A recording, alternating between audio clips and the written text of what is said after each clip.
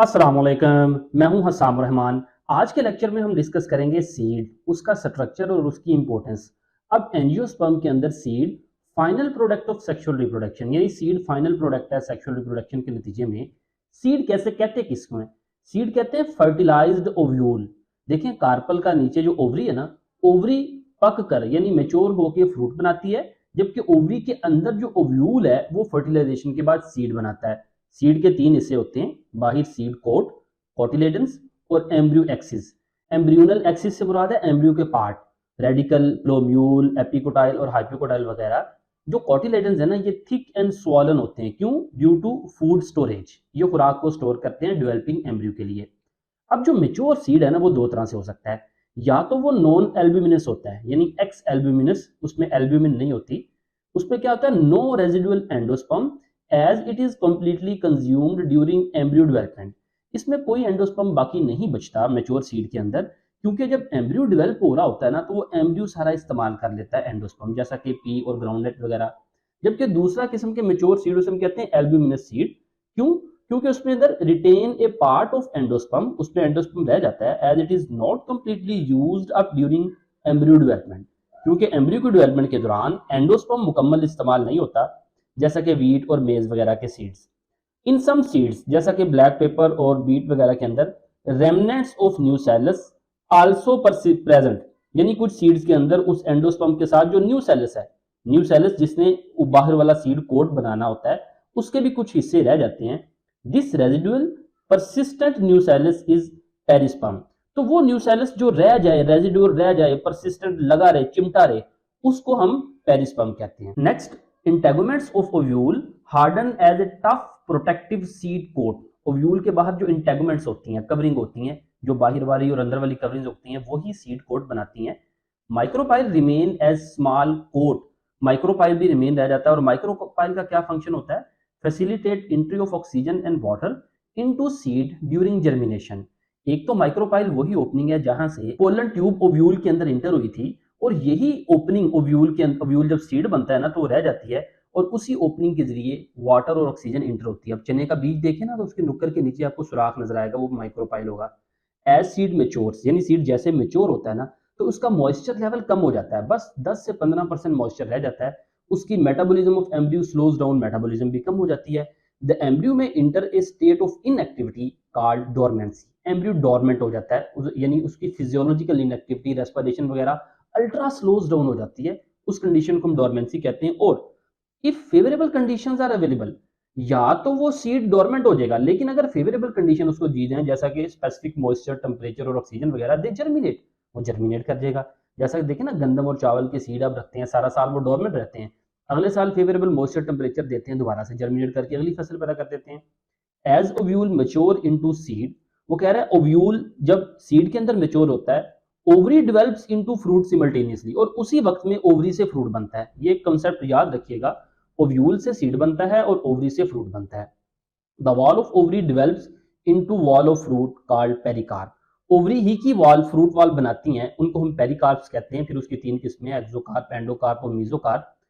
Fruit में flashy, flashy हो सकता है जैसे गुआवा, ऑरेंज और मैंगो वगैरह, और में भी ड्राई, ड्राई फ्रूट भी हो सकता है जैसे कि ग्राउंड नट और मस्टर्ड वगैरह आपने देखा हो। Many fruits evolve mechanism for the seed dispersal, यानी फ्रूट्स एक्चुअली में ये मैकेनिज्म है, एवोल्यूशन है सीड को डिस्पर्स करने की। In most plant as fruit develops floral parts degenerate and fall off. जैसे ही फ्रूट बनता है तो फ्लोरल पार्ट्स यानी सेपल और पेटल जो से हैं वो डीजनरेट हो जाते हैं, फॉल, गिर जाते हैं। इन सम प्लांट्स या कुछ पौधों में thalamus also contribute to the formation, to the fruit formation. ये जो थैलेमस है ये भी फ्लोरल पार्ट का ही हिस्सा है, यानी वो जो नीचे डंडी होती है। वो कह रहा है कुछ प्लांट्स के अंदर उस थैलेमस से भी फ्रूट बनता है। इन फ्रूट्स को हम फॉल्स फ्रूट कहते हैं, जैसा कि एप्पल, स्ट्रॉबेरी और कैश्यू नट। ट्रू फ्रूट्स इन्हें कहते हैं। ट्रू फ्रूट्स कहते हैं fruits develop only from the ovary. वो फ्रूट्स जो ओवरी से बनते हैं ना, उन्हें हम ट्रू फ्रूट्स कहते हैं।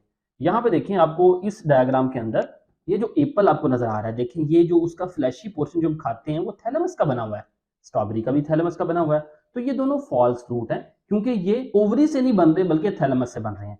देखें ना, ये इसका ये जो ओवरी से बनने वाला एंडोकार्प और ये मीजोकार्प बड़ा थोड़ा सा होता है, उसे काट के फेंक देते हैं, खाते भी नहीं है। बाकी ये कुछ दूसरे फ्रूट्स, दूसरे सीड्स हैं, उनका स्ट्रक्चर आपको नजर आ रहा है। ये बीन्स हैं, cotyledon, micropyle, seed coat, cotyledon, root tip वगैरह। इसी तरह यहाँ पे आपको सीड्स के मुख्तलिफ स्ट्रक्चर नजर आ रहे हैं, कोलिप्टाइल, ये मोनोकोटिलेडन सीड है, ठीक है। मोनोकोटिलेडन का स्ट्रक्चर भी हम पहले पढ़ चुके हैं। इसी तरह यहाँ पे देखें shoot tip, root tip, hypocotyl root axis, endosperm, cotyledon, seed coat, ये सारे स्ट्रक्चर सीड को कुछ मिसाल के तौर पर दिए हुए हैं। नेक्स्ट वो कह रहा है कि fruit develop without fertilization are called parthenocarpic fruits. देखें एक्चुअली जो हमने पढ़ा है ना कि फर्टिलाइजेशन के बाद ओव्यूल से सीड बनता है और ओवरी से फ्रूट बनता है। बाज दफा क्या होता है, ओवरी से फ्रूट बनने के लिए ऑक्सीजन चाहिए। बाज दफा पौधे में नेचुरल या आर्टिफिशियल तौर पर ऑक्सीजन का लेवल हाई हो जाता है और बगैर फर्टिलाइजेशन के भी, विदाउट फर्टिलाइजेशन, ओवरी से फ्रूट बन जाता है, तो उसको हम पार्थिनोकार्पिक फ्रूट कहते हैं, जैसे कि बनाना वगैरह।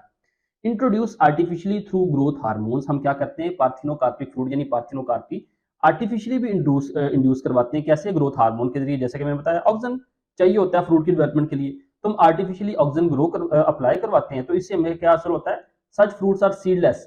तो जब हम ऑक्सीजन देंगे ओवरी से फ्रूट बनेगा। फर्टिलाइजेशन तो नहीं हुई, लेकिन तो फर्टिलाइजेशन जब नहीं हुई तो ओव्यूल से सीड नहीं बनेगा, अलबत्ता ओवरी से फ्रूट बन जाएगा, तो ये पार्थिनोकार्पिक फ्रूट बन जाएंगे। ये मार्केट वैल्यू इनकी ज्यादा होती है और फिर इनका ये भी फायदा होता है, किसी इन्वायरमेंट हैजर्ड, किसी बारिश वगैरह की वजह से फर्ज करें पोलिनेशन नहीं हुई तो उसकी वजह से फ्रूट यील्ड भी कम नहीं होती, क्योंकि हमें तो पोलिनेशन रिक्वायर्ड ही नहीं है पार्थिनोकार्पिक फ्रूट बनाने के लिए। नेक्स्ट हम देखते हैं advantages of seeds. In seeds का फायदा क्या है? Formation is independent of water. देखिए सीड की फॉर्मेशन एक तो वाटर इंडिपेंडेंट है, इसको बनाने के लिए पानी नहीं चाहिए। Better adaptive strategy for the dispersal. फिर सीड पौधे को यानी इसकी नस्ल को आगे बढ़ाने के लिए सीड डिस्पर्सल यानी सीड के जरिए नस्ल फैलाने के लिए ये ज्यादा अडेप्टिव स्ट्रेटेजी है, यानी सीड को आसानी से फैलाया जा सकता है। Food reserve for the seedling, यानी सीड के अंदर जो एम्ब्रियो होता है ना, उस एम्ब्रियो को डेवलप, जब वो सीडलिंग कहते हैं उस एम्ब्रियो से जो नया पौधा निकलता है, तो उस पौधे के लिए फूड रिजर्व भी सीड के पास होता है। ये भी अडेप्टेशन है, फायदा है। Protection by the hard seed coat, seed के बाद सीड कोट होता है जो उस एम्ब्रियो को हिफाजत देता है। Variation due to sexual recombination, seed एक सेक्सुअल रिकॉम्बिनेशन के नतीजे में बनता है, लिहाजा इसमें वेरिएशन आती है, अगली नस्ल में बेहतर तब्दीलियां आती हैं। Seed is the basis of agriculture. देखिए हमारी जितनी भी एग्रीकल्चर है ना, हम ज़राअत करते हैं, सीड उसकी बुनियाद है, क्योंकि हम फसल हासिल करते हैं तो उसको इस्तेमाल कर लेते हैं और सीड बचा के रख लेते हैं अगले सीजन के लिए। सीड ना हो तो हम अगली फसल न पैदा कर सकें। Storage of seeds due to dormancy, seed चूंकि डोरमेंट रह सकता है, लिहाजा हम उसको सीड को स्टोर कर सकते हैं। Seed viability varies greatly, viability कहते हैं सीड का वायबल रहना, जिंदा रहना, वो यानी डोरमेंस कंडीशन में उसकी फिजियोलॉजिकल एक्टिविटी स्लो होती है लेकिन वो डेड नहीं होता। तो कह रहा है कि सीड कितनी देर तक वाइबल रहता है, ये चीज बड़ी वेरी करती है, डिफरेंट है। वो फ्यू मंथ तक रह सकता है, सीरियल ईयर्स तक रह सकता है, इवन के हंड्रेड्स ऑफ ईयर तक कुछ सीड वाइबल रह सकते हैं। जैसा कि ल्यूपाइनस इरेक्टस साइंटिफिक नेम है उसका, excavated from the Arctic Tundra, यानी आर्कटिक रीजन से, नॉर्थ पोल वगैरह इस तरह के रीजन से इसको लिया गया है। Germinated and flowered after 10,000 years of dormancy, यानी इसको जब रिकवर किया गया, ना सिर्फ वो सीड जर्मिनेट किया बल्कि उसने फ्लावरिंग भी की, पौधा बना, फ्लावरिंग भी हुए। 10,000 साल तक वो डोरमेंट रहा, उसके बाद उसने जर्मिनेशन भी की, फ्लावरिंग भी की। A recent record of 200 years of old viable seed of date palm, date palm का सीड 2000 साल बाद उसको रिकवर किया गया। कहां से? King Herod's palace near Dead Sea, वो किंग के पैलेस से उसको निकाला गया और उसने भी नया पौधा बनाया। फिर अब हम ये सेक्सुअल रिप्रोडक्शन के हवाले से पढ़ चुके हैं पौधे के, तो हम कुछ क्वेश्चंस हैं उनको देखते हैं, अगर हम वो उनका जवाब हमें आते हैं तो हमारे कंसेप्ट क्लियर हैं। How many eggs are present in an embryo sac, याद रहे एक एम्ब्रियो सैक में सिर्फ एक ही एग मौजूद होता है। हाउ मेनी एम्ब्रियो सैक, क्योंकि हम पढ़ चुके हैं ना एम्ब्रियो सैक में एक तरफ सिनर्जाइड, एंटीपोडल और दरमियान में एम्ब्रियो और दरमियान में फिर सेंट्रल सेल जिसमें दो पोलर न्यूक्लियाई होते हैं। How many embryo sac are present in an ovule, एक ओव्यूल में एम्ब्रियो सैक कितने होते हैं, तो वो भी एक ही होता है। How many ovules are present in an ovary, एक ओवरी के अंदर कितने ओव्यूल हो सकते हैं। अब वो एक ओव्यूल भी हो सकता है और बाज़ दफा एक ही ओवरी के अंदर मल्टीपल यानी ज्यादा ओव्यूल भी हो सकते हैं। आपने देखा हो ना कुछ फ्रूट्स ऐसे होते हैं जिनके अंदर बहुत सारे बीज होते हैं, जैसा कि आप पपीता देख लें, कोकम्बर देख लें, और कुछ फ्रूट जैसा कि मैंगो, उसके अंदर एक ही बीज होता है, तो लिहाजा ओव्यूल एक भी हो सकता है, मल्टीपल भी। How many ovaries are present in a typical flower, typical से मुराद है एक कॉमन फ्लावर। अगर टिपिकल फ्लावर की बात करें तो उसमें एक ही ओवरी होती है।